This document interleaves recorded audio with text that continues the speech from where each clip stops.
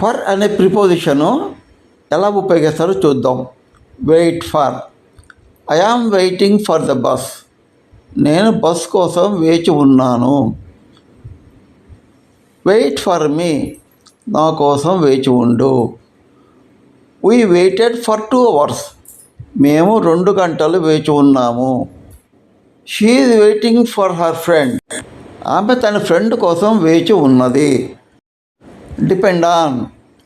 Success depends on effort. కష్టపడితే ఫలితం ఉంటుంది. It depends on the weather. వాతావరణంపై ఆధారపడి ఉంటుంది. We depend on our supplier. మనం సప్లయర్ మీద ఆధారపడి ఉన్నాము. The result depends on many factors.